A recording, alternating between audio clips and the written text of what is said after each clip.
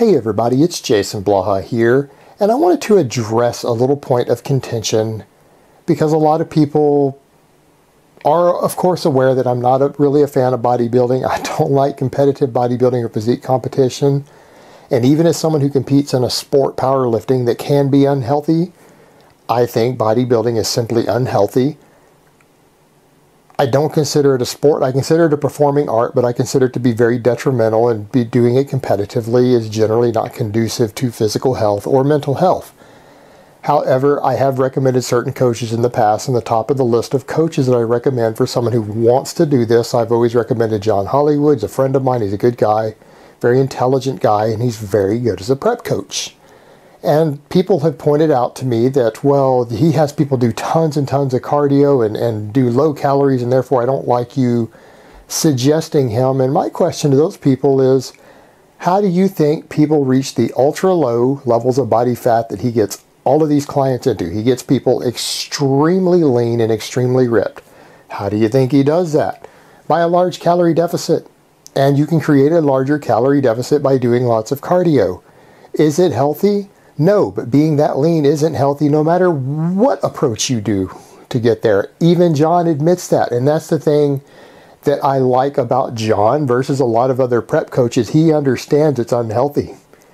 He admits this. He makes sure that his clients understand this, that if you are doing physique competitions, you're not overly concerned with your health anymore. You can't do these things and maintain perfect health. They're damaging to you. However, as John is also a clinical psychologist, he understands the psychological aspects to it, and he also understands better than most prep coaches the psychological risks that go into this. The type of people who are drawn to competitive bodybuilding and physique competitions tend to have certain types of psychosis and mental disorders already. He knows how to work with these people, and he knows how they can develop further as a result of competition. And I think for someone who is trying to look out for his client's best interest, that gives him a little bit of an advantage.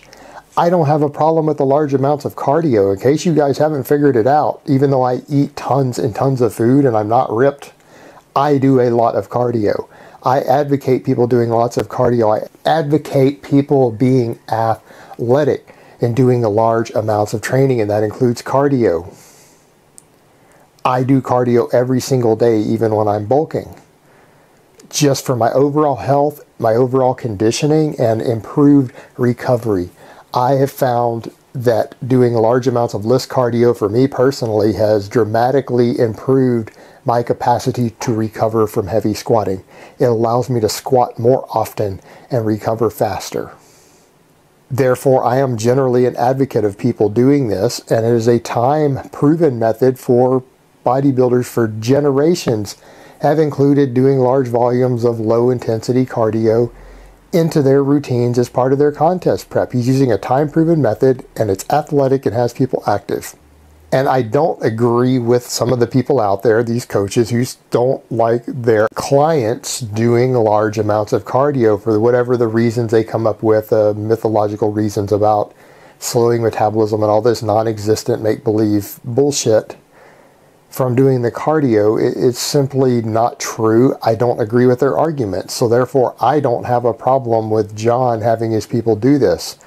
And as far as it working or not, well, the results speak for themselves. The guy gets people extremely lean, which is generally your goal in hiring a contest prep coach, someone who can consistently get you lean and get you through the psychological loopholes necessary to maintain diet and training adherence to reach that level of leanness.